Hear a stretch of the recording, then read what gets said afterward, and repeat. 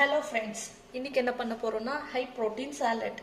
White chana இருக்குல்ல, இதை over night soak பண்ணிட்டு ஒரு 5 விசில் வச்சு எடுத்து வச்சுக்கோங்க. இந்த மாதிரி வெந்திருக்கணும் பக்குவம். இந்த மாதிரி ஒரு ஃபுல் பவுல் எடுத்து வச்சுக்கோங்க. அதுக்கப்புறம் ஒரு குக்கும்பர், இவ்வளோ பெரிய கேரட் காமிக்கிறேன், இதில் ஆஃப் கேரட்டு, ஒரு ஆனியனு நல்லா தோலெல்லாம் எடுத்து தண்ணிக்குள்ளே போட்டு நல்லா ஒரு 2 நிமிஷம் ஊற வச்சு இந்த மாதிரி எடுத்து வச்சுக்கணும். ஒரு டொமேட்டோ உள்ளே இருக்கிற பல்ப்பு கில்பெல்லாம் எடுத்துட்டு இந்த மாதிரி வச்சுக்கணும். கொத்தமல்லி கழுவி நல்லா நீட்டாக எடுத்து வச்சுக்கணும். ஒரே ஒரு க்ரீன் சில்லி, ஆஃப் லெமன், தேவைக்கேற்ப சால்ட், கோகோனட் ஆயில் வேணும். ஓகே, இப்போ ஸ்டார்ட் பண்ண போகிறோம். ஓகே, கட் பண்ணுற பாருங்கள் ஃப்ரெண்ட்ஸ். குக்கும்பர் சைட்ஸ் எல்லாம் கட் பண்ணணும்.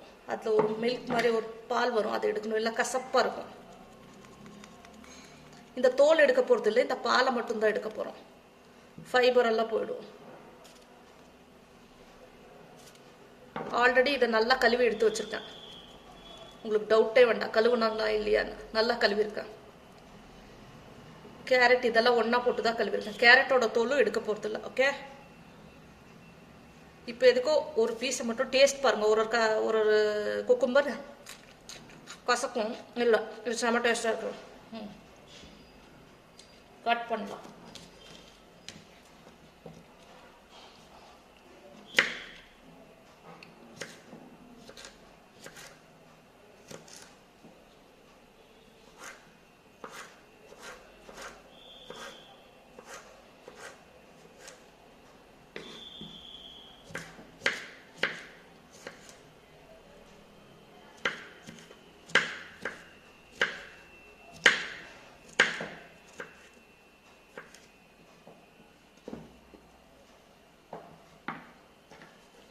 இந்த மாதிரி ஒரு பவுல் எடுத்துக்கோங்க, அதில் எல்லாத்தையும் ட்ரான்ஸ்ஃபர் பண்ணுங்க.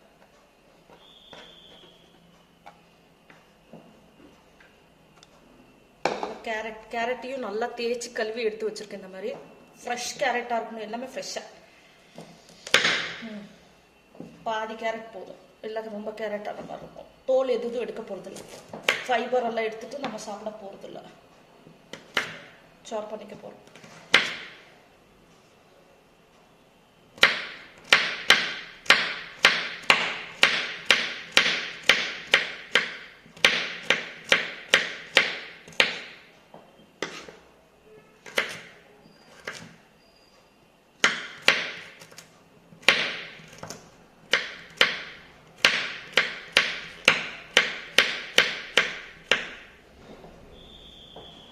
எல்லாமே ஆஃப் தான் போட்டிருக்கு, பார்த்துக்கணும். மீதி எடுத்து வச்சிடணும்.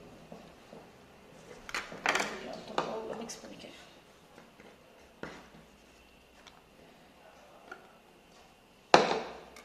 இந்த பல்பெல்லாம் எடுத்து கட் பண்ணி வச்சிடலாம். டொமேட்டோ அதான்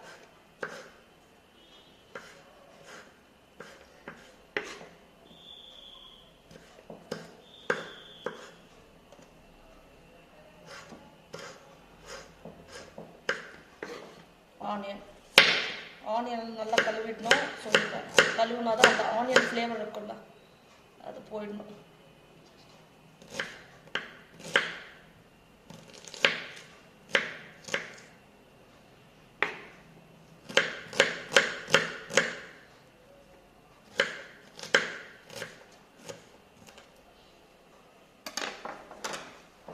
இதை எடுத்து வச்ச பவுலில் இதையும் போட்டு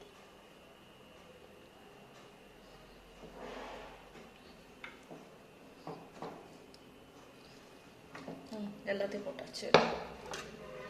கொத்தமல்லி நல்லா தேய்ச்சி கழுவி எடுத்து வச்சிருக்கேன். குட்டி குட்டியாக சாப் பண்ணிக்கலாம்.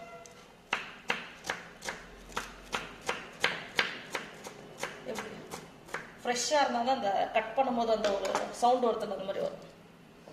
ஃப்ரெஷ் இல்லைன்னா அந்த மாதிரி வராது. எல்லாம் எடுத்து வச்சு பச்சை மிளகாயும் நல்லா கழுவி எடுத்து வச்சுருக்கேன்.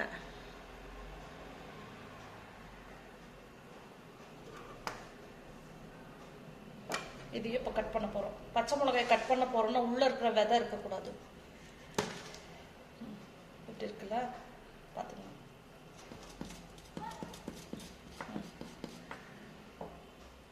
உள்ளே இருக்கிற சீட்ஸ் எல்லாம் எடுத்துடணும். சீட்ஸ் இருக்கக்கூடாது, நாட் அலவுட் சீட்ஸ். தெரியுதுல்ல, இந்த மாதிரி இருக்கணும். வித்தவுட் சீட் பச்சை மிளகா இந்த மாதிரி குட்டி குட்டி குட்டியாக எவ்வளோ முடியுதோ பசல் வெட்டி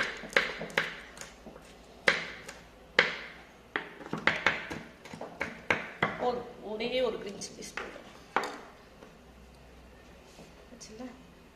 கிரீன் சில்லி இந்த மாதிரி தான் இருக்கணும், சாப் பண்ணி வச்சது. இந்த மாதிரி ஒரு பவுல் எடுத்துக்கோங்க, அதில் இந்த பச்சை மிளகாயை போட்டுக்கோங்க. பச்சை மிளகா போட்டாச்சு. ½ லெமன் எடுத்துட்டு அதில் இருக்க சீடெல்லாம் எடுத்துடணும், சீடு இருக்கக்கூடாது.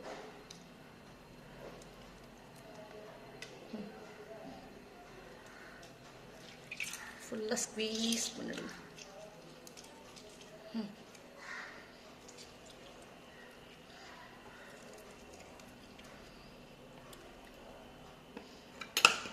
மிக்ஸ் பண்ணிட்டு இந்த தேவையான இன்க்ரீடியன்ட் தேவையான அளவுக்கு சால்ட் நல்லா மிக்ஸ் பண்ணுங்க.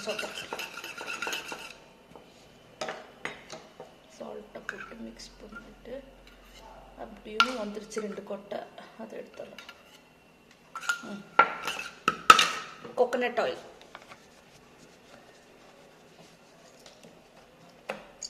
பியூர் கோகோனட் ஆயில் 1 ஸ்பூன் போட்டுக்கோங்க, ஹெல்தி. நல்லா மிக்ஸ் பண்ணுங்க. இதான் ட்ரெஸ்ஸிங். மிக்ஸ் நம்ம வதக்கி வச்சோம் கொத்தமல்லி, அதையும் கொஞ்சம் இதில் போட்டுக்கணும். மிக்ஸ் நல்லா கரைஞ்சிடணும். இந்த மாதிரி தான் இருக்கும். இதை எடுத்து வைங்க. இந்த பவுலை நல்லா வேக வச்சு வச்சுருந்தோம்ல சன்னா, அதை மிக்ஸ் பண்ணுங்க. மிக்ஸ் பண்ணிட்டு இப்படி கொடுக்குங்க. எல்லாம் மிக்ஸ் ஆகணும்ல.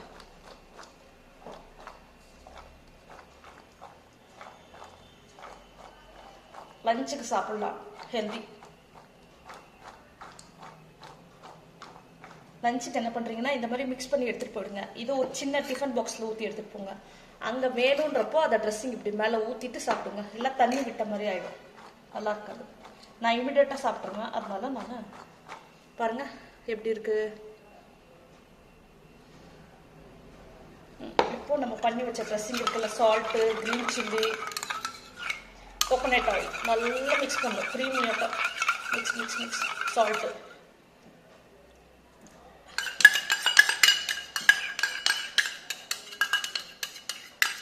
இந்த ஊற்றினால ஷைனிங்காக க்ளாஸியாக இருக்கும், பளபளன்னு ஷைனிங்காக இருக்கும். கோகோனட் ஆயில் ஊற்றினா நல்லா இருக்காது. தெரியுதா? கோகோனட் ஆயில் ஊற்றினுட்டு எப்படி ஷைனிங்காக இருக்குது சாலடு.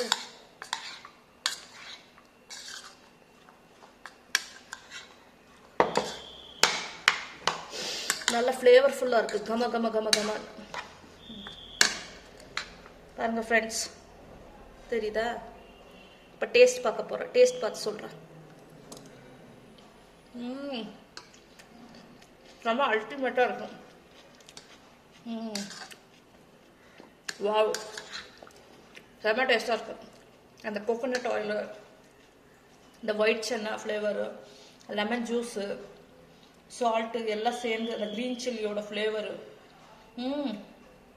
செம மஸ்தாக இருக்குது. ட்ரை பண்ணுங்க, அல்டிமேட். பாருங்க.